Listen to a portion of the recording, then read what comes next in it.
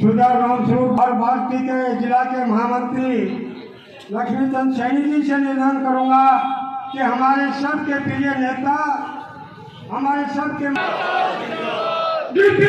जिंदाबाद, नरेंद्र मोदी जिंदाबाद, बीजेपी जिंदाबाद।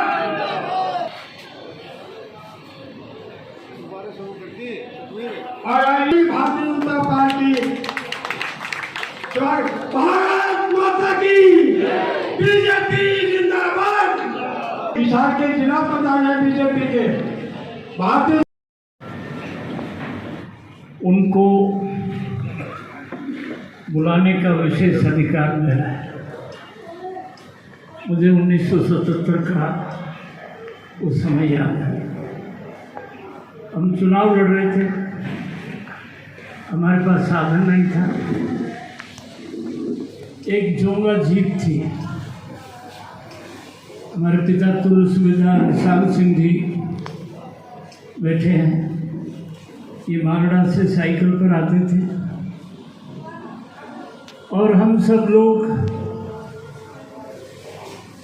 जनरल डीपी वत्स उस समय कप्तान थे। यूनिफॉर्म में 16 गांव में आए। उसके बाद हर चुनाव में कप्तान हो गए, फिर कर्नल हो गए, फिर जनरल हो गए। कोई चुनाव ऐसा नहीं है जब मेरे बड़े भाई जनरल डीपी वत्स आए ना हो।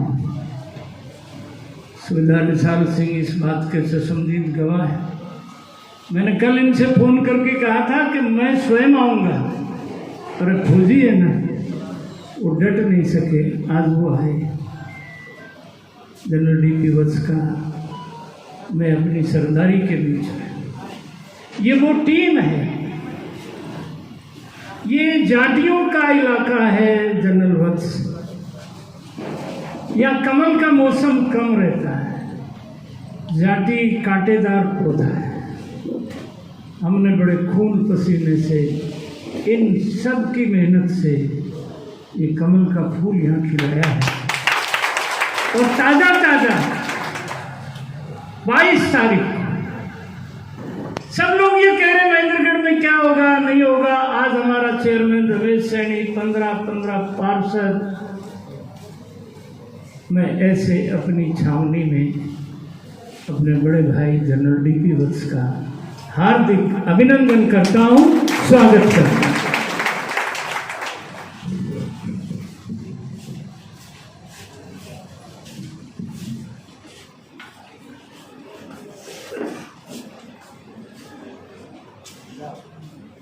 विशाल सिंह जी, आज मुझे बड़ा सौभाग्य मिला कि 100 साल की उम्र में उन्होंने मेरे को आशीर्वाद दिया। ऐसे अवसर कम दफ़ा मिलते हैं। माननीय प्रोफेसर रामविलास जी शर्मा, इनका और मेरा नाता अगर मैं बताने लगूं तो फिर उसके अग्निवीर वाला टॉपिक रह जाएगा। ये सबसे पहले इमरजेंसी में मुझे मिले थे जब मैं तो मेडिकल स्टूडेंट था। पहले मेरे पास आए थे, मखा में तने रख लूँ, मेरे कमरे में और भी राख रखे मैंने। फिर यो अरेस्ट हो गया, इसको बड़ी यातनाएं दी गई, मगर वो इनकी रंगरूटी थी आगे ऊपर उठने के लिए, और अभी भी उठ ही रहे हैं। मैं तो कहूँगा मेरे लिए तो महेंद्रगढ़ बड़ा ऐतिहासिक है कि मैंने इनके कहने से इन्हीं की स्टेज पर अमित शाह जी की प्रेजेंस में बीजेपी यहीं ज्वाइन की थी।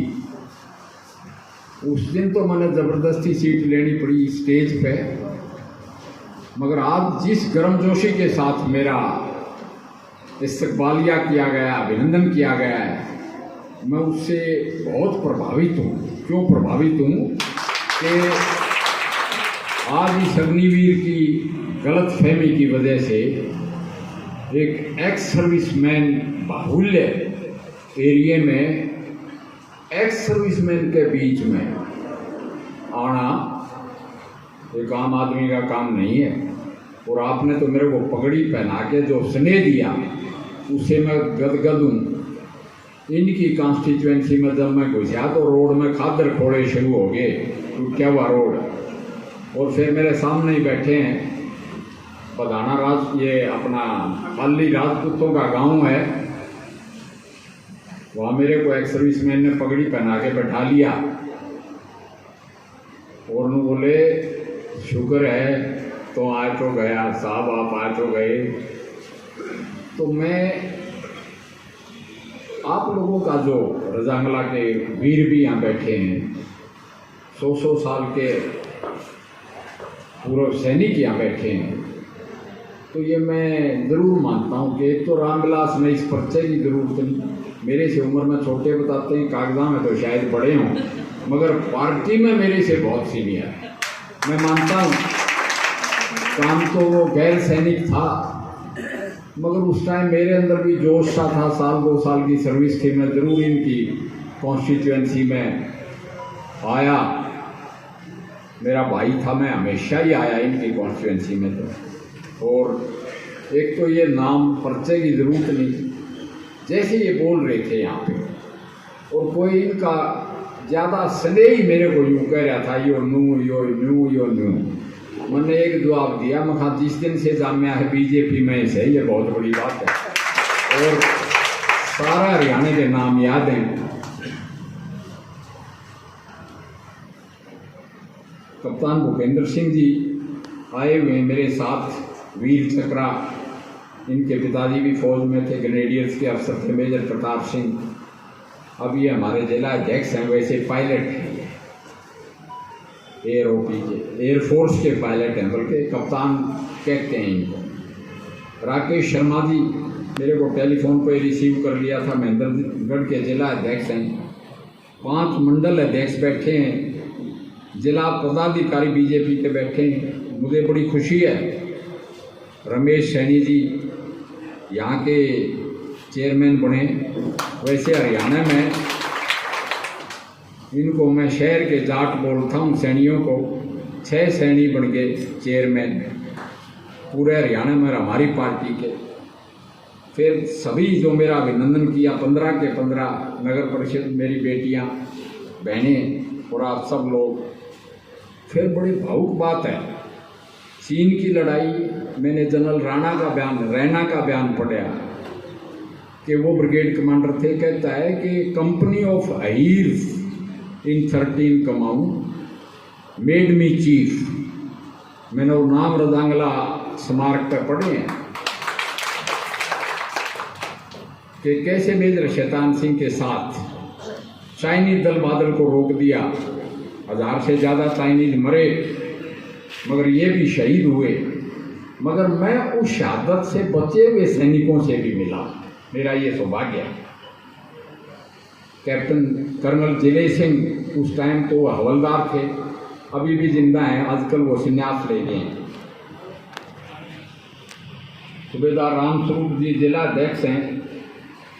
माल सिंह तंवर, कप्तान लीला सिंह, कप्तान सुरेंद्र सिंह, कप्तान मामराज, मेजर महावीर सिंह, रतिराम टोंक, सूबेदार गगन सिंह, सूबेदार सवाई सिंह, सभी युवा मोर्चा बीजेपी, एयरफोर्स जिला अध्यक्ष वीर विक्रम बालोटिया, युवा मोर्चा पूर्व सैनिकों। जैसा कि मैंने बताया कि महेंद्रगढ़ का तो मेरे लिए बहुत महत्व है, वीरों की भूमि है, राव तुलाराम की भूमि है।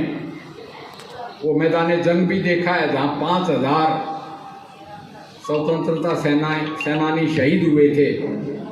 और मैं राव इंद्रजीत मनाते हैं जब शहीदी दिवस, तो मैं आता हूँ हमेशा जहाँ भी होता है। फिर पूर्व सैनिकों से भरपूर ये एरिया। आज मेरा आने का मकसद ये तो है कि आपको पहले ही समझा दिया, कैप्टन भूपेंद्र ने समझा दिया और शर्मा जी ने समझाया, देवेंद्र सिंह जी ने समझाया, गजराज सिंह जी ने समझाया। मगर मेरा मकसद ये भी है कि हमारे माननीय रक्षा मंत्री जी राजनाथ सिंह जी ने ये कहा कि ये एक स्कीम लगाई है और उसकी हर एक साल में समीक्षा होगी। यानी हम सोचेंगे ठीक है, गलत है, और ये पार्लियामेंट का पास किया हुआ कानून नहीं है। रिक्रूटिंग, मेरे सामने रिक्रूटी ऐसी भी होती थी मेरे से पहले कि अंग्रेज हर घर से एक सैनिक मांगता था। फिर ऐसी भी स्टेज थी कि आओ भाई भर्ती दफ्तर में हाइट, चेस्ट, वेट माप लो, मेडिकली फिट है तो उसका हाथ में वारंट और एक कंबल दे के भेज दो, जाओ भी राजपूत सेंटर फतेहगढ़ जाना है या कमाऊं सेंटर रानीखेत जाना है। फिर ऐसी स्टेज भी आ गई कि 30 में एक भर्ती होता है, दौड़ वगैरह सब होती हैं। अब ये एक अग्निवीर की, अग्निपथ की स्कीम हम लाए हैं, तो मैं कह रहा हूँ कि इसका तो रिजल्ट ही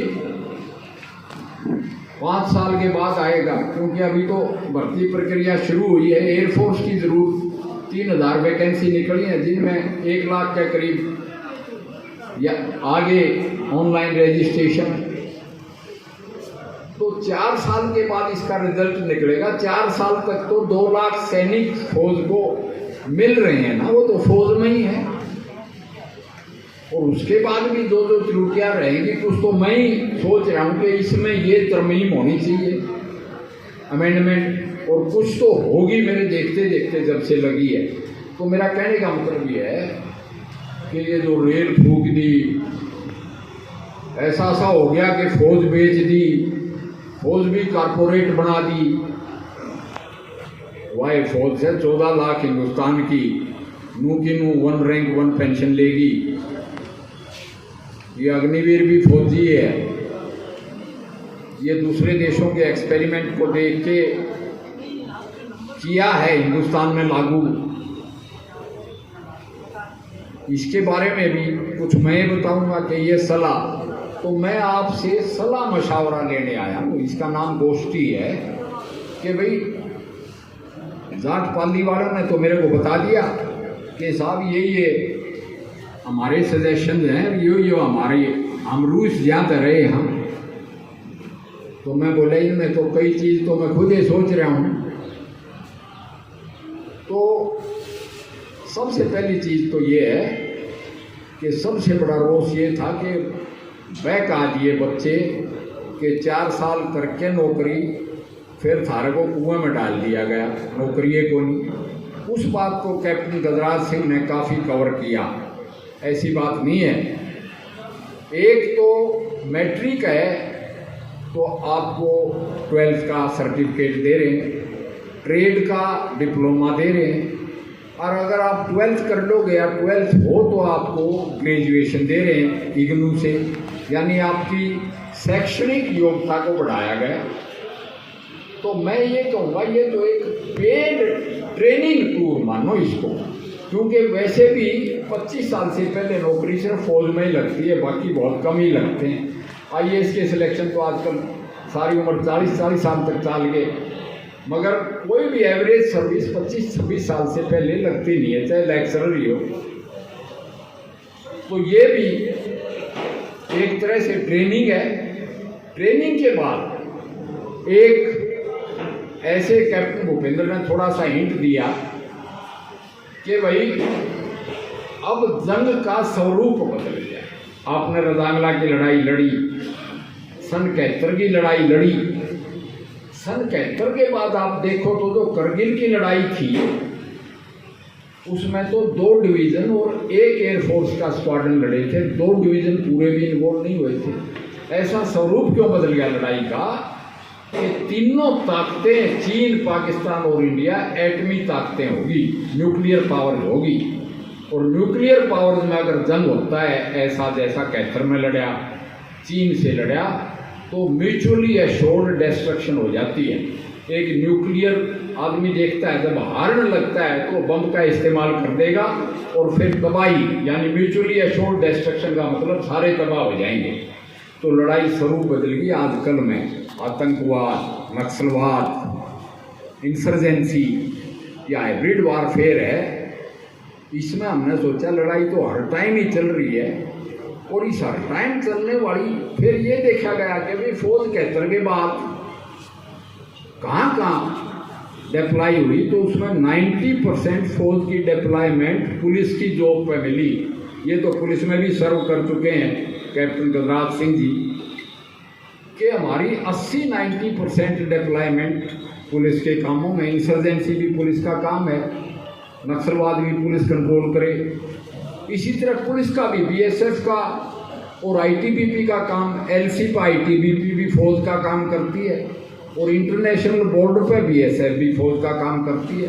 तो हमारी ड्यूटी जो है ओवरलैपिंग होगी और लड़ाई स्वरूप बदलेगी। तो ये सोचेगा कि जैसे इजराइल में पूरा ही देश फौजी है, यानी 32 महीने के लिए हर एक फौज की सर्विस करता है, उसके बाद सिविल में जाके अपना काम करे। इसी तरह हिंदुस्तान को भी अब मिलिटराइज, इसका सैन्यकरण या सैनिकीकरण करना पड़ेगा। और जिन जिन मुल्कों का सैनिकीकरण है और रूस के खिलाफ लड़ रहा है यूक्रेन, इसी तरह लड़ाई अकेली फौजी की नहीं रही, अब टोटल हो गई है। हमला स्कूल पे भी हो सकता है। वो सोमालिया के तट पर जहाज लूट लिए जाते हैं समुद्री लुटेरों के द्वारा। तो ऐसे हालात में ये सोचा गया, अमित शाह कहता है फौज ट्रेन करे भाई, फौजी ट्रेनिंग दो और सख्त ट्रेनिंग दे दो, उसके बाद इनको आने दो हमारे पैरामिलिट्री फोर्स। और वहाँ 10% रिजर्वेशन कर दी गई। डिफेंस सिविलियंस भी हैं, 10 लाख लोग हैं, पेंशन खावे फौज से ज़्यादा, वहाँ भी रिजर्वेशन। डिफेंस पीएसयू यानी कि Bombay dockyard, Goa dockyard, Audi tank factory, कहीं ऑर्डिनेंस फैक्ट्री, वहाँ सब में रिजर्वेशन अग्निवीर की। फिर 11 तो चीफ मिनिस्टर खड़े होके कहेंगे, योगी जी भी, खट्टर जी भी और पुष्कर सिंह धामी भी, कि भाई अग्निवीर को एक को भी अनएम्प्लॉयड नहीं छोड़ेंगे।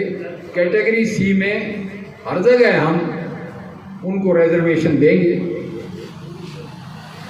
रही बात नोटिफिकेशन की, अभी 5 साल तो इसका रिजल्ट निकलेगा, 5 साल की सर्विस तो करने दो, 4 साल की नोटिफिकेशन तो महीने भीतर या 2 महीने भीतर ही जो होम मिनिस्टर नोटिफिकेशन निकालेगा उसकी हम सिविल यहाँ ग्रुप सी में लागू कर देंगे। मैं पब्लिक सर्विस कमीशन का चेयरमैन रहा हूँ हरियाणा का, जिस तरह से ये स्टाफ सिलेक्शन के मेंबर रहे हैं देवेंद्र जी।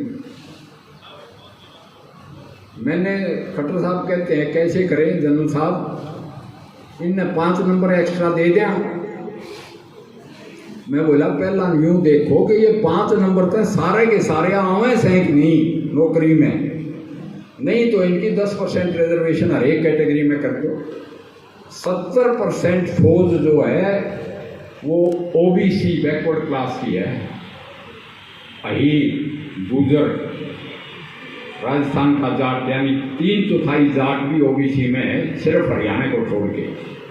इसी तरह बाकी जातियां मराठे, तो उनकी रिजर्वेशन है, उसी में इनको प्रायोरिटी दे दो।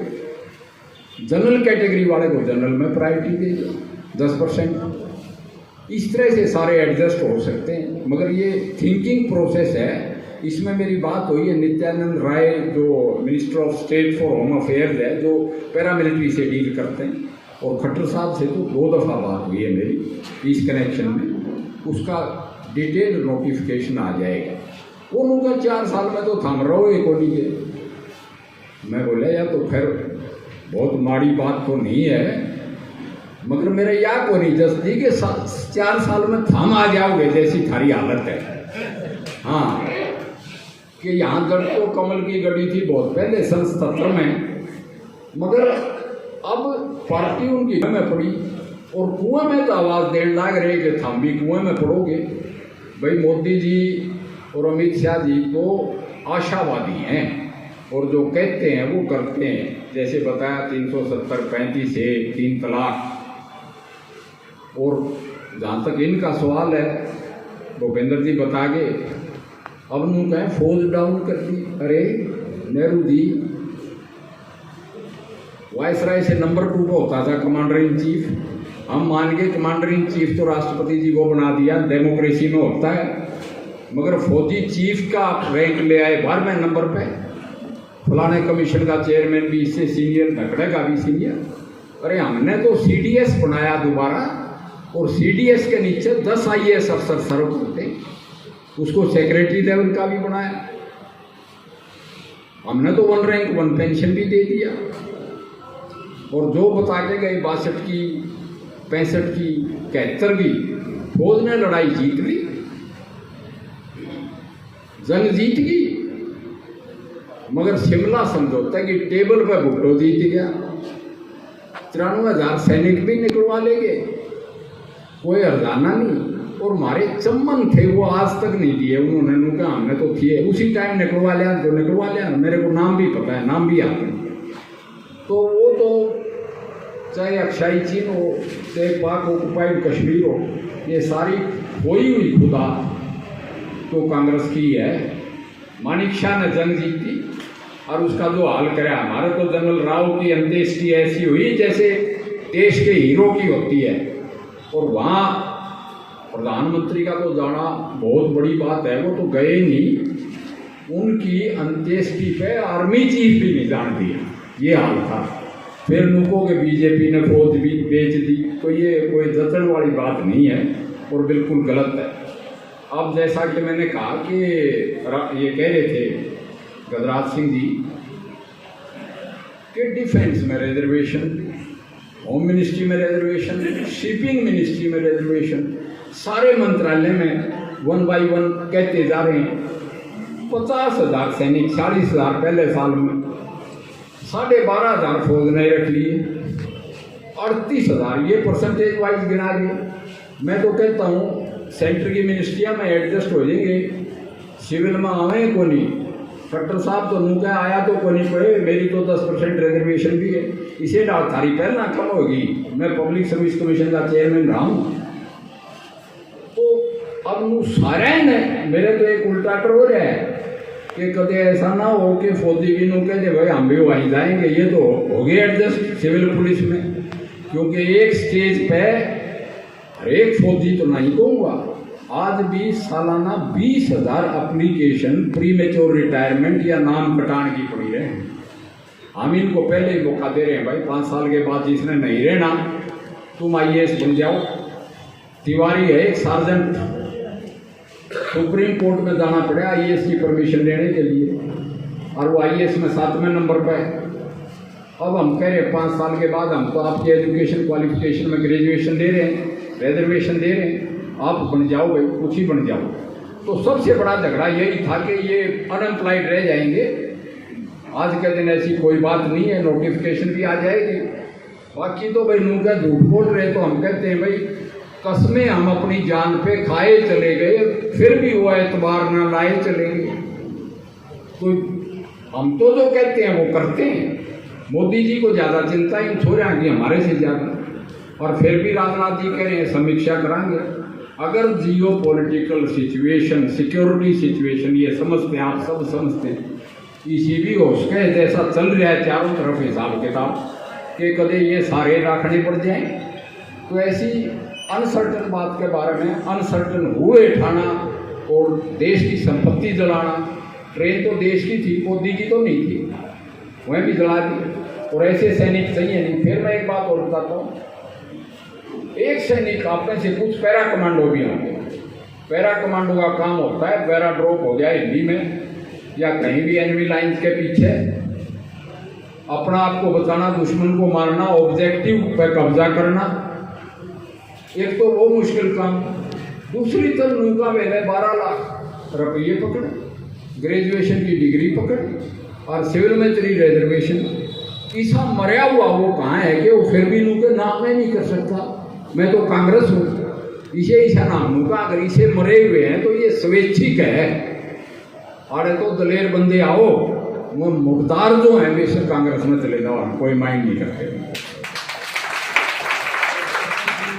तो ये तो है इनकी एम्प्लॉयमेंट की बात। मेरे तो एक ऑर्डर हो रहा है, ऐसे ट्रेंड सोल्जर को कभी UN वाले ना भेजे। हमारी 35 UN मिशन है हर जगह। तो ये तो सैन्यकरण है आपका समाज का, क्योंकि लड़ाई अपना स्वरूप बदल गई है। दूसरी बात एक और आई कि बिला रेजिमेंट तोड़ेंगे, उन रेजिमेंटों पर हमें फख्र है, हमें नाज है हिंदुस्तान की फौज को और हिंदुस्तान को। वो अब क्या, वो कभी भी नहीं टूटेंगे। और उसमें तो मैं डॉक्टर जरूर था, 5 साल मैंने जाट रेजिमेंट में नौकरी की। मैं तो यहाँ जाट का बैज भी लगाता था, टोपी तो अब तक पहनता हूँ मैं। उससे तो सद्भावना पैदा होती है। भाई पहला कौन जात का सर्टिफिकेट दिया करता, उस पलटन में मैंने देखे 20 तो जेसीओ एनसीओ देखे जो मुँह बता के मैं जाट हूँ भर्ती हो रहे थे। तो आप में अगर दूसरी कास्ट का आदमी, एक हीर राजपूत भी अगर जाट में जाके जाट बलवान जय भगवान का नारा लगाता है, राजपूत रेजिमेंट में आके जय दुर्गे या हर हर महादेव का नारा लगाता है, तो उससे तो सद्भावना होती है। ये हीर सारे कमाऊं में है, नाम कमाऊं का होता है, मगर इनका भी तो सद्भावना तो जनरेट होती है। तो ये रेजिमेंट नहीं टूटेंगी, बिल्कुल गलत कह रहे हैं। एक तीसरी बात कह दी, 4 साल के लिए ये इसमें क्या है कि वीके सिंह इसकी सपोर्ट में, राजवर्धन सिंह राठौड़ सपोर्ट में, मैं सपोर्ट में, जनरल जे सिंह सपोर्ट में, जनरल मलिक सपोर्ट में, जनरल चतुर्वेदी, यानी जनरल आधे आधे बंट रहे हैं। मैं कहता हूँ कि जो पुरानी सोच के लोग हैं वो इसके खिलाफ होंगे। वो नू कहते हैं 4 महीने की ट्रेनिंग से क्या तो इसकी ट्रेनिंग होगी, क्या ये लड़ेगा? अरे भाई ये तो हमारा छोरा है, हमारे देश में बैठ के हमारे देश में लड़ेगा उसकी रक्षा के लिए। आप जिनकी बात करते हो नाम नमक और निशान है तो हमको उन पर फख्र। गूगल करके आप देखो कि ये विक्टोरिया क्रॉस हिंदुस्तान में 1947 तक किस किस को मिले, वो सारे विदेश की धरती में, यानी मरे हम अंग्रेज के लिए और विदेश की, कोई मेसोपोटामिया में, कोई अबिसीनिया में, कोई इजिप्ट में, कोई इजराइल में, कोई इटली में, कोई जर्मनी में। मैं यूरोप घूमने गया तो फ्लैंडर्स में मैंने 6 जात की समाधियां देखी। तो दूसरे के लिए हम मर गए, हमारे छोरे हमारे देश के लिए एक आक्षेप लगाया जा रहा है हमारी जवान पीढ़ी पे, जो बिल्कुल ही गलत है। इसका सबूत है, इंडिया गेट पर नाम लिखे देख लो, उनमें देख लो भाई अपने देश में कौन मरे, एक भी नहीं। हाँ, कुछ पाकिस्तान में वजीरिस्तान में मरे थे पठानों के खिलाफ, मगर वो अब पाकिस्तान का हिस्सा है। तो ये इल्ज़ाम बहुत गलत है कि ये अरुण क्षेत्रपाल की सर्विस सिर्फ 10 दिन की थी जब उसको परमवीर चक्र मिला और शहीद हुआ। कैप्टन योगेंद्र यादव, सुबेदार मेजर योगेंद्र यादव नया रिक्रूट गया था करगिल पे चढ़ने के लिए। ये क्या था कि करगिल कमेटी की और रैना कमेटी की रिकमेंडेशन थी कि फौज को यंग बनाओ भाई, उसकी एवरेज एज तुम्हारी 32 है, 32 से इसको 26 ले आओ। कोविड में भी आपने देखा, मैं डॉक्टर हूँ, मैंने डायरेक्टर सारे प्रोफेसर कह दिया भाई तुम तो अपने घरों में रहो, मैं तो डायरेक्टर बना रहा हूँ जो 40 साल से नीचे है, उसको बना के सारे कोविड में यंग स्टूडेंट्स घुसाने पड़े हमने। तो जोश वाले जो होश यानी इनको कंट्रोल करे, ऐसा हमने तब्दीली लानी पड़ी फौज में। और जोश और होश का एक अनुपात भी रखना होता है। आज का दिन होश का अनुपात 78 है और जोश का जो है वो 22 है, जबकि होना चाहिए 78 जोश वाला और 22 उसको गाइड करना। रही बात बहादुरी की बात, बहादुरी में अफसर का बहुत बड़ा रोल है, बेटर लीडरशिप का रोल है। अगर लीडरशिप ठीक ठाक है तो अंग्रेज की लीडरशिप में फ्रांस में लड़की, हमारी लीडरशिप में एक एग्जाम्पल देता हूँ। 3rd जाट में अफसर थे को नहीं, एक मेजर आसाराम त्यागी था, एक सीओ था, 2-3 सबाल्टर्न थे। General Desmond, brigadier Desmond hide उस टाइम लेफ्टिनेंट कर्नल था। वो कहता भाई छोरो 3rd जाट के सुन लो, डोगराई पे कब्जा करना है और तुम्हारा सीओ तो चलिया वहाँ लड़ता हुआ मिलूंगा डोगराई में, और थारी सलाह है एक बटालियन का एक बटालियन पैटा है, दुश्मन की बटालियन को मारा, उनके सीओ को मारा गया गोलवाला को, और ये हिस्ट्री पढ़ाई जाती है। तो ये बहादुरी पे गलत आक्षेप है। दूसरी बात, रेजिमेंट्स की मैंने बात कर दी, एम्प्लॉयमेंट की भी बात कर दी मैंने।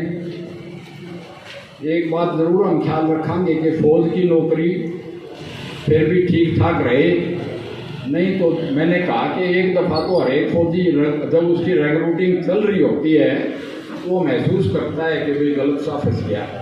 और फिर छुट्टियाँ वो तो औरतें बुलाइयो तो रोज घर आए के सोए और तो बैठा शाही चिन्ह में। ऐसी 15 से 20 हज़ार एप्लीकेशन आए साथ, तो उसको सारी को ख्याल रखते हुए हम फौज को फिर भी बेहतर रखेंगे। इनका मेरिट पे सिलेक्शन होगा। क्यों कि सारे सिविल की नौकरी में आ जाएं तो देश की बाहर की रक्षा कौन करे। तो ये सारा अभी तो मंथन यानी गोष्ठी आपके भी मैं लूँगा। जैसे मैंने वहाँ जाटपाली वालों को बताया कि भाई लिख के दे दो मेरे को, राजनाथ जी को मैं साफ जाके कह दूँगा कि ये एक्चुअली आज के दिन तो मैं घूम रहा हूँ किसान एजुकेशन में भी, मैं भी और रामविलास घूमया करते, बाकी तो सारे पकड़ लिए थे। मैं खाप का आदमी हूँ इसलिए मेरी लिहाज थी। तो वही बात अब है, मैं तो आपसे सजेशन लेने आया हूँ और आपके लिए हमेशा खड़ा रहूँगा। बाकी तो सवाल जवाब ये प्रेस वाले करेंगे सारे, उनका जवाब दे देंगे। मेरा कहने का मतलब ये है कि सैन्यकरण हमें करना पड़ेगा अपने समाज का। पहले बीएसएफ और सीआरपीएफ खड़े हुए, सारी फौज सीआरपीएफ से खड़ी हुई थी। पहले बॉयज रेजिमेंट भी होती थी, जिनको फौज में भर्ती हो गया वो हो गया, उसके बाद बाकी मैट्रिक के घर जाओ। और अब भी कहें कि टेक्निकल बंदे नहीं रहेंगे। 4 साल में तो टैंक चलाना सीखे जवान। अरे टेक्निकल की आपको एक बात बता दूँ, हमने सैंपल के तौर पे आर्मी मेडिकल कोर को टच नहीं किया है। सुनो वो भी मैं कह रहा हूँ कि ट्रेनिंग, इसको भी हम ट्रेनिंग मानते हैं, क्योंकि ये 4 साल को हम ट्रेनिंग ही गिनते हैं। पलटन में ट्रेनिंग तो चलती ही रहती है रेजिमेंट में, ये तो 6 महीने की बेसिक ट्रेनिंग हम गिनते हैं।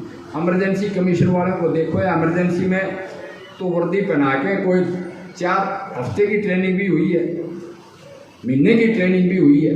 अब भी दूसरे मुल्क जो कहते हैं भाई परेड ग्राउंड आर्मीज की बजाय फाइटिंग आर्मीज बनाओ। परेड ग्राउंड आर्मी है, बिला तेरा सामने का सलूट ठीक नहीं है, दाएं का बाएं का ठीक नहीं है, नहीं लड़ाई वाली फौज बनाओ। लड़ाई वाली जोश की फौज है, उसको सारी नौकरियां मिल रही हैं तो भी फ्लेक्सिबल है। ऐसे हालात में ये जो ट्रेन दिलवा देना, सरकारी संपत्ति को नुकसान पहुंचाना, बेच दी फौज भी बेच दी, ऐसी बातें फैलाना ये देश हित में ठीक नहीं है। और अपना आपकी हमले तो देख लिए, उदयपुर में देख लिया, कहाँ से जाके तार कहाँ होता जुड़ जाते हैं। तो हमें सावधान रह के राष्ट्र फर्स्ट यानी राष्ट्र सर्वोपरि है, और राष्ट्र को सर्वोपरि रखने के लिए, महफूज रखने के लिए, उसकी सुरक्षा के लिए सबसे पहला नंबर आपका मेरा होता है। फिर एक यूँ भी कहो है बोला भैया अपनी पेंशन तो 4 साल में ले लें।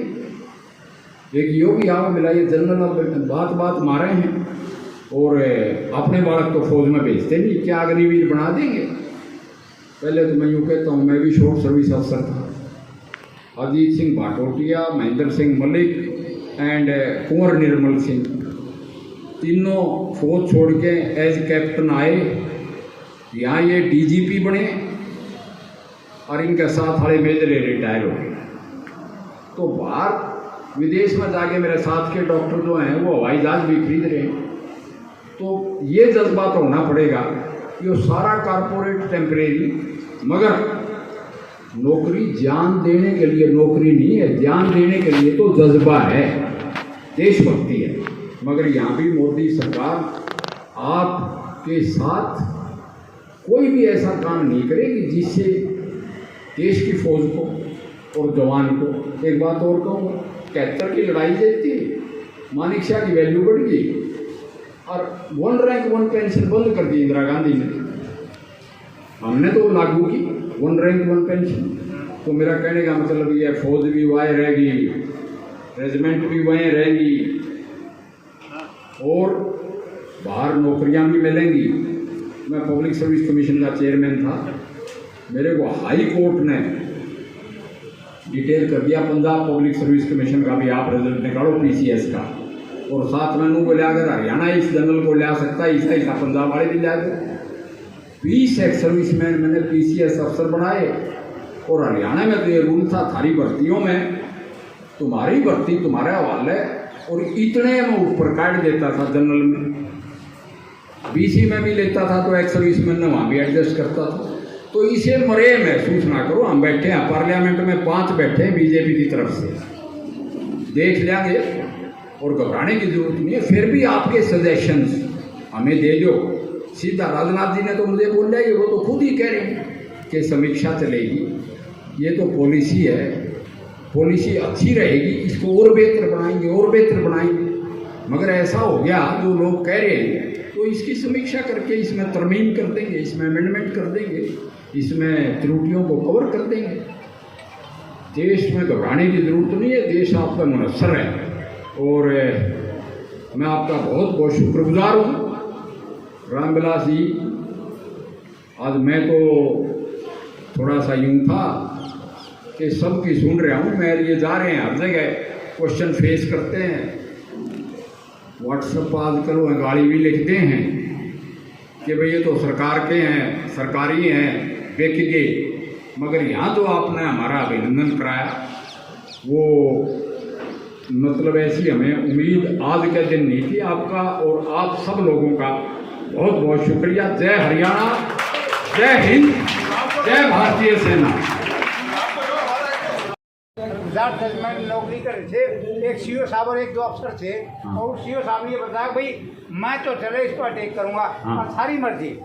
अगर वो एक कास्ट की रेजिमेंट थी, इसलिए वहाँ जाटों के नाम से उन्होंने अपनी इज्जत बचाने के लिए अटैक किया। अगर वो 36 बिरादरी की होती वो अटैक नहीं करती।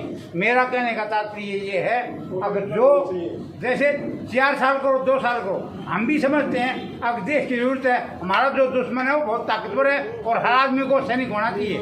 मैं इस बात से सहमत हूँ। दूसरी बात ये है, अगर जिस ग्रुप में जो आदमी है 4 साल मैं समझ 2 साल के लिए कर दो, पर करो उसी का मैं जो इस है। बात को समझ गया।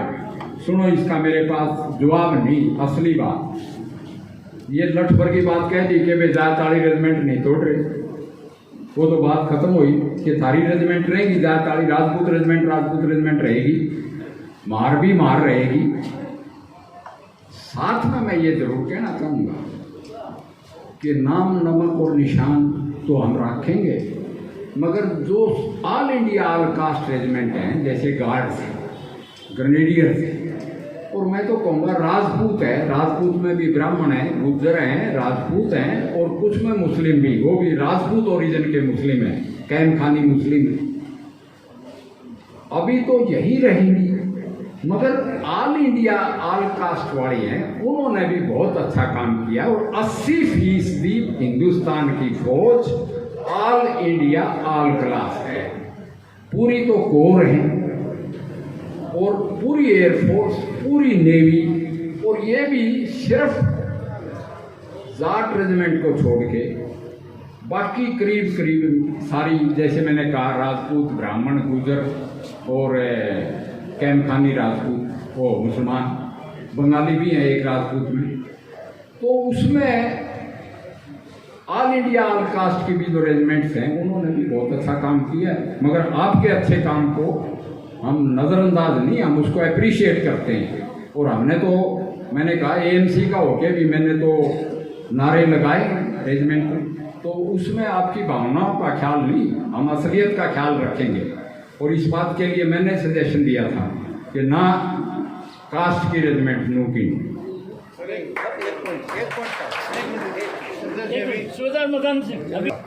क्या उनको हक नहीं है अपनी रेजिमेंट बनाने का? मैं इनसे पूछना चाहता हूँ। 13 ग्रेनेडियर ना 13 कमाओ।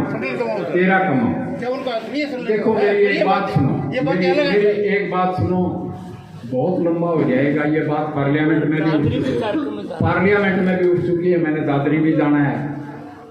उसमें क्या है, मैं आपको एक बात बताऊं, सुन लो इसकी। वो लिख के हाई रेजिमेंट का मैंने ही दिया था, मेरे साथ ही बैठते हैं, सुनो। मगर उसमें भाई ब्राह्मणों की पलटन थी, गोड़नों भोपाल पलटन, हाइरों की तो भाई एक तरफ तुम स्वतंत्रता संग्राम भी लड़ गए, अंग्रेज का सौदा था और क्यों तोड़ गया आपको यूँ भी पता है, थारी भी होती थी। अब भी आरटी में हैं, बहुत हैं, ग्रेनेडियर में भी हैं, मगर इसमें सारी 36 जात अपनी रेजिमेंट मान लेती है। तो मैं ये कहता हूँ जो स्वयं उनको रखो। अगर आप जाट रेजिमेंट में जाओ तो आप जाट बनो और हिंदुस्तानी बनो, राजपूत में जाओ तो आप राजपूत बनो, हिंदुस्तानी बनो, और ये बात under discussion. Thank you. Bharat माता की। अभी चाय नाश्ते का प्रबंध है, ढीले मत पड़ो। भारत माता की। नरेंद्र मोदी जिंदाबाद, बीजेपी जिंदाबाद। आज बड़े भाई जनरल डीपी वत्स, मेंबर पार्लियामेंट, हिसार जिला के अध्यक्ष कप्तान भूपेंद्र सिंह जी, हमारे जिला के अध्यक्ष राकेश शर्मा एडवोकेट, महेंद्रगढ़ बीजेपी के 5 मंडल अध्यक्ष भाई धीरेन्द्र यादव, रेजानला के सूबेदार राम स्वरूप जी, कप्तान गजराज सिंह यादव, कप्तान मामराज साहब, सूबेदार मालाराम जी तंवर, पाली से कप्तान शेर सिंह जी, नारायण सिंह जी, कप्तान सुरेंद्र सिंह जी, तमाम हमारे नवनिर्वाचित चेयरमैन रमेश सैनी, पूरे 15 के 15 पार्षद, अखिल भारतीय विद्यार्थी परिषद की सभी बहनें और यहाँ उपस्थित सभी कार्यकर्ता भाई और बहन। जनरल वत्स ने सारा डिटेल बता दिया। आज जो पूर्व सैनिक सरदारों ने जो बात कही उन सब का शंका समाधान करा दिया। मैं तो एक साधारण सी बात जानता हूँ, हरियाणा विधानसभा में एक आदमी, मैं थारो खनाड़ो एक एमएलए था, तो एक आदमी बड़ो उचक उचक बोले थे। तो मैंने हरियाणवी लहजे में कहा कि भाई एक गांव में नंबरदार मर गया, पड़ोस को छोरो साधुराम बुझन लागो, काका रतन सिंह जड़वा वाले से खबर अपनी माँ से बुझन लागो। बोले माँ ये नंबरदारी कहीं क्या? बोले भाई उमराव के। बोले उमराव भी मर जातो। बोले मालाराम के। बोले मालाराम के भी किमें हो जातो? माँ समझ गई। बोला बेटा सारो गांव मर जाइयो, तेरे नाम नंबरदारी नहीं। आज साल से नरेंद्र मोदी ने इस देश में नए नए चमत्कार किए हैं। अभी 4 दिन पहले जर्मनी में पूरी दुनिया के राष्ट्रपति प्रधानमंत्री, वो वीडियो कई नौजवानों ने देखा होगा, अमेरिका का राष्ट्रपति ने पीछे से आके नरेंद्र मोदी को पीठ से, ये वही नरेंद्र मोदी है 2011 में गुजराती समाज ने अमेरिका में इनका भाषण रखा, अमेरिका ने वीजा नहीं दिया। और आज हिंदुस्तान का 130 करोड़ का सम्मेलन, अमेरिका का राष्ट्रपति जो बाइडेन कहता है नरेंद्र मोदी हाथ मिलाता है। हमने 28 सितंबर 2014 को सर्जिकल स्ट्राइक की। इस अटली वाले भाड़जे ने सवाल पूछा, केजरीवाल ने सवाल पूछा, इनके बयानों को पाकिस्तान का मीडिया सबसे ज्यादा दिखाता है। 26 फरवरी 2019 को पुलवामा की शहादत का बदला हमने लिया, बालाकोट को जला के राख कर दिया। विंग कमांडर अभिनंदन को पाकिस्तान से 48 घंटे में भारत मां में वापस लेके आया। तब यही इटली वालों भांजो सवाल पूछ रहा था। 8 साल में इजराइल, यहाँ पूर्व सैनिक बैठे हैं, मालाराम साहब, ब्रह्मदेव जी, इजराइल में 18 साल से ऊपर का लड़का और लड़की सबको 6 महीना आर्मी की ट्रेनिंग लेनी पड़ती है, 2 साल सर्विस करनी पड़ती है। जनरल साहब, हिंदुस्तान आज आगे बढ़ रहा है, दुनिया का सबसे बड़ा प्रजातंत्र है, पूरी दुनिया का। नरेंद्र मोदी भारत का सैन्यीकरण कर रहे हैं। ये गिद्ध गैंग है, ये गाली देने का काम, या चाहे ममता हो चाहे समता हो, जब दोहान नदी में बाढ़ आती थी ना तो चांदेड़ा का, जाटिया का पेड़ पर सांप भी, घोड़ा भी, बिच्छू भी, ओम प्रकाश, कान खजूरा भी, ये सब पेड़ पर चढ़ जाते थे। मैं आज इस अवसर पर आप सबका धन्यवाद करता हूं। सारा हिंदुस्तान कुछ भी हो जाए पर इटली वाले भांडे तेरा नंबर कहीं नहीं है। हिंदुस्तान जिंदाबाद। उदयपुर में कन्हैयालाल दर्जी का सर काट लिया तेरा मुख्यमंत्री। 15 दिन पहले जाकर के कन्हैयालाल ने थाने में जाकर के कहा मेरे पास बदमाश आते हैं, मुझे जान से मारने की धमकी देते हैं। तेरी पार्टी की सरकार का मुख्यमंत्री कहता है उस कन्हैयालाल गरीब के खिलाफ ही मुकदमा दर्ज कर दिया, और जब उसका सर काट लिया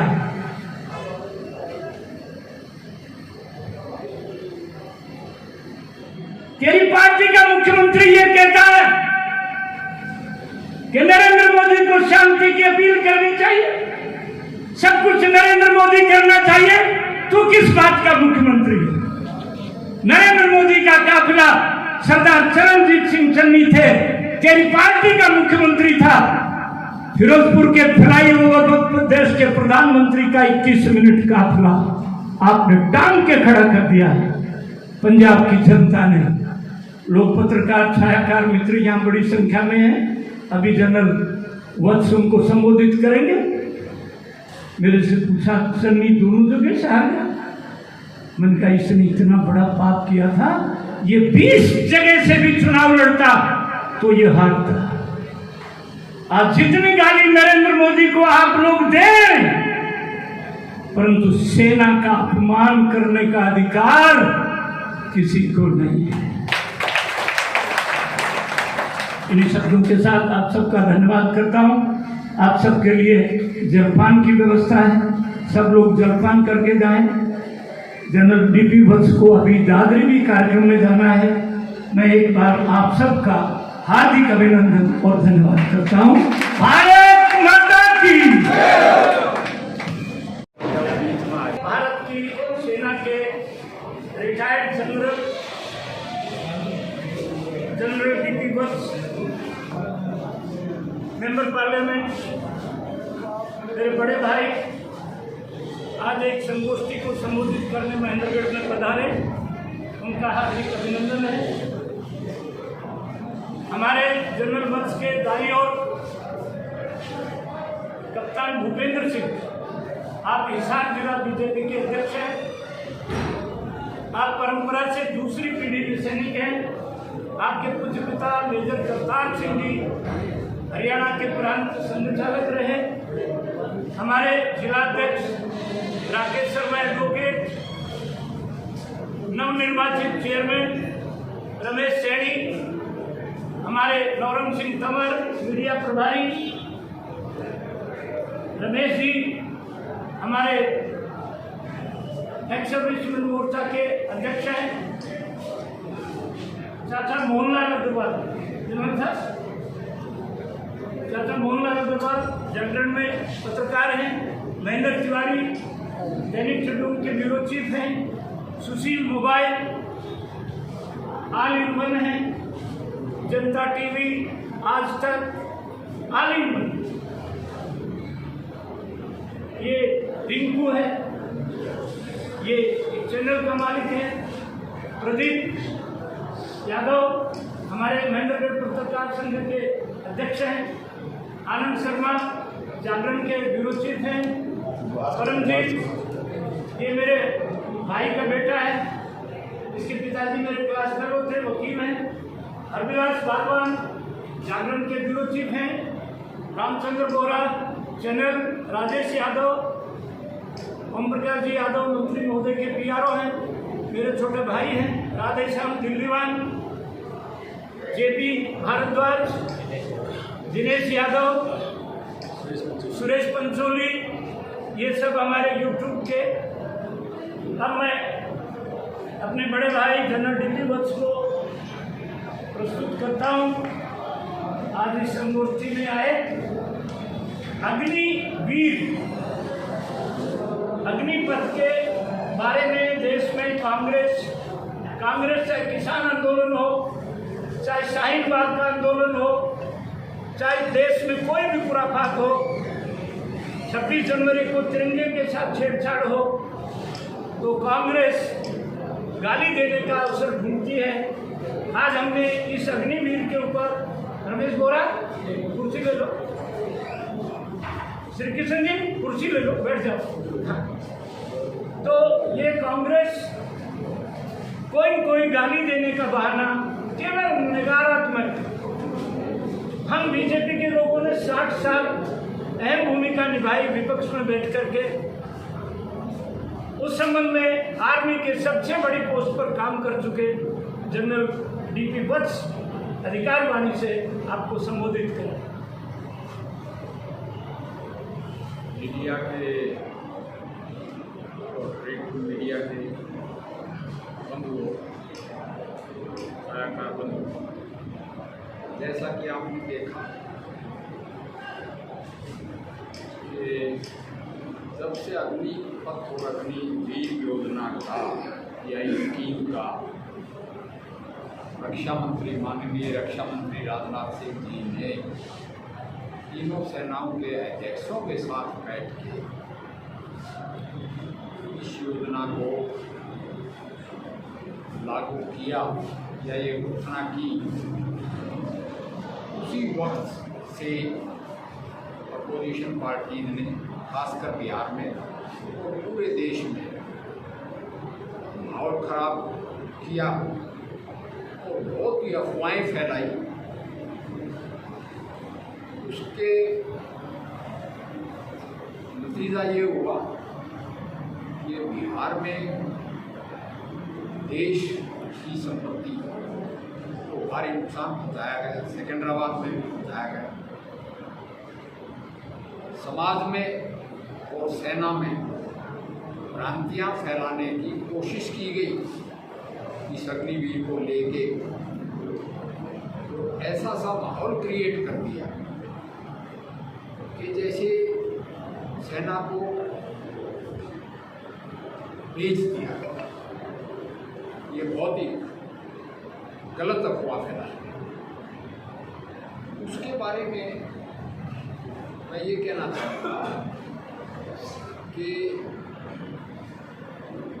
1988 से और फिर 1988 में रैना कमेटी की रिकमेंडेशन थी और फिर 1999 में लड़ाई हुई करगिल की।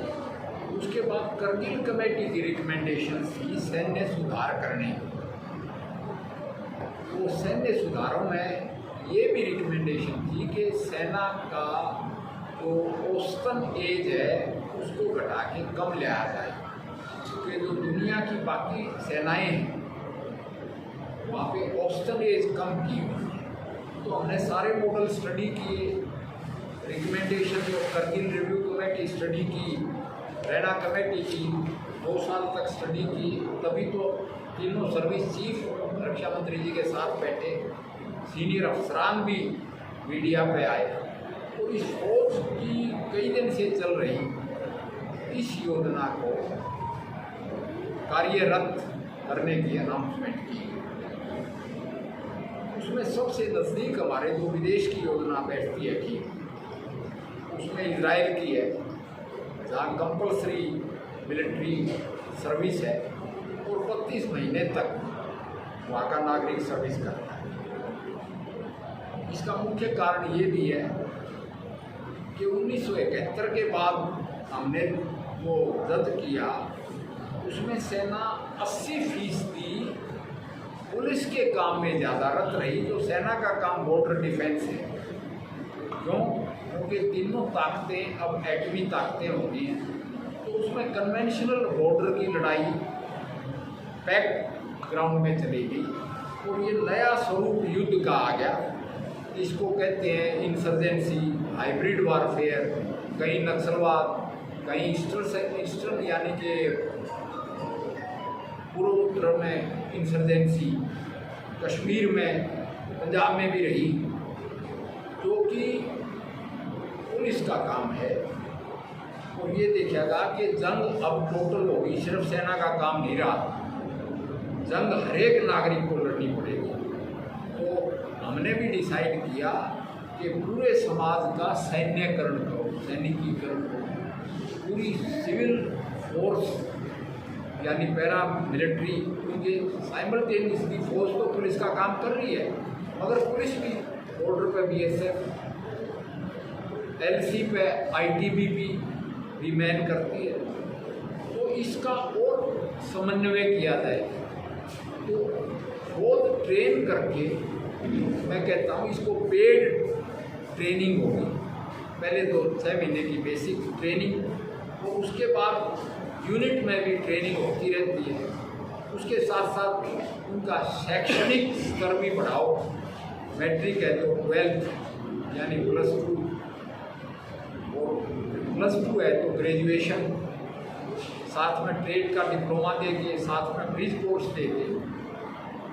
उनमें से 75% ऐसी स्कीम है कि वापस आए और सिविल में नौकरी करें। उसके लिए सरकार ने इकदाम किए, कदम उठाए कि 10% पैरामिलिट्री फोर्सेस में रिजर्वेशन करो। सेना ने भी ये कहा, मिनिस्ट्री ऑफ डिफेंस ने, कि जो मिनिस्ट्री ऑफ डिफेंस के उद्यम हैं, यानी कि डॉकयार्ड्स, ऑर्डिनेंस फैक्ट्रीज और सिविल सेवाएं डिफेंस में, उनमें भी हम इनको प्रेफरेंस देंगे, इनकी रिजर्वेशन करेंगे। मिनिस्ट्री ऑफ शिपिंग ने कहा कि हम भी इनको मर्चेंट नेवी तक में लेंगे, अग्निवीरों। फिर स्टेट गवर्नमेंट्स, हमारी जहाँ भी BJP की सरकार है, स्टेट गवर्नमेंट्स वो आगे आई कि अपनी स्टेट का हम एक भी अग्निवीर अनएम्प्लॉयड नहीं रहने दें।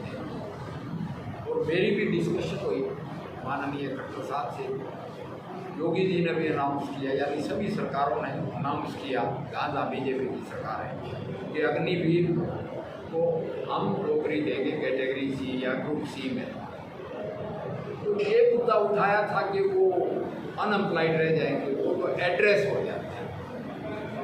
दूसरी बात ये है कि राजनाथ सिंह जी ने कहा था कि ये एक योजना है, पहले भी रिक्रूटिंग पॉलिसी तो नहीं बदली है, रिक्रूटिंग पॉलिसी तो वही रहेगी, रैलियाँ होंगी,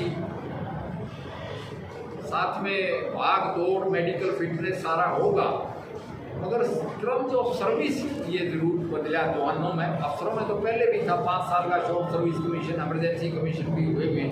आपको पता होगा कि हमारे शॉर्ट सर्विस अफसर तो हरियाणा में आके कैप्टन महेंद्र सिंह मलिक, DGP महेंद्र सिंह मलिक बने, कैप्टन अजीत सिंह भाटोटिया ग्रेनेडियर्स के थे, वो DGP अजीत सिंह भाटोटिया बने पुलिस के, और कुंवर निर्मल सिंह कैप्टन जाट रेजिमेंट के थे, वो भी DGP बने। ये अब जवानों में लागू की ये स्कीम, ताकि सिविल नौकरियों का, खासकर पुलिस एंड पैरामिलिट्री सर्विसेज में भी सैनिकीकरण और सेना में ट्रेंड आदमी ज्वाइन करें। ऐसा पहले भी होता रहा है, बॉयज रेजिमेंट भी होती थी, उससे 2 भर्ती हो जाते थे फौज में, वैलेंट, फिर सिविल में आ जाते थे, नौकरी करते थे। पहले BSF, CRPF, ITBP को रेज किया गया, तो ये सारी फौज से लेटरलाइजेशन।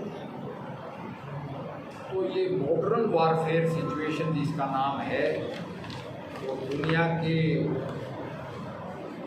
जगह जगह जो हो रहे हैं, खासकर इजराइल की सिचुएशन हमसे मिलती है, हम भी दुश्मनों से घिरे हुए हैं, वो अपने से 30 गुने बड़ा दुश्मनों से घिरे हुए हैं। उसको देखते हुए सिविल में भी मिलिट्री ट्रेन, क्योंकि हमारी आबादी बड़ी है, 140 करोड़ के करीब है, तो हमारे लिए स्वैच्छिक ही काफ़ी है। तो स्वेच्छा से ये अग्निवीर आएंगे। अग्निपथ उस योजना का नाम है, स्कीम का नाम है, ये लागू किया गया। उसमें लोगों को कुछ शंकाएं, उस शंकाओं को दूर करने के लिए जो हमारे सैनिक हैं BJP में, जो इन जैसे विश्व में हमको काम दिया गया कि एक बात मैं कहूँगा, किसान कानून जब यूक्रेन की लड़ाई होगी और गेहूँ की डिमांड बढ़ी डॉलर्स में, और हरियाणा के किसानों ने वहीं स्टोर सीलोज में जाके गेहूँ बेची और कहते हैं गलती होगी, ये तो कानून होने चाहिए। तो वही बात ये है कि अगर वो कानून लागू रहते ना तो आज गेहूँ खेत में खड़ी डॉलर का भाव बिकती, पाउंड स्टर्लिंग में बिकती। वही ये योजना है, इसमें सारे समाज का सैनिकीकरण हो रहा है, सैनिककरण, ट्रेनिंग दी जा रही है, वैकेंसियाँ बढ़ाई जा रही है, उसको और बेस किया जा रहा है।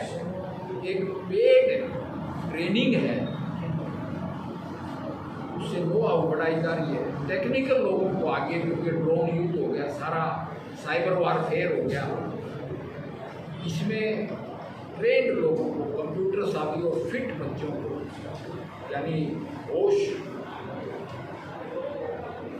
और जज्बा यानी ये जोश, अग्निवीर और होश को फौज में बाकी एनसीओ, जेसीओ और अफसरान, उसके रेशियो को ठीक किया जा रहा है।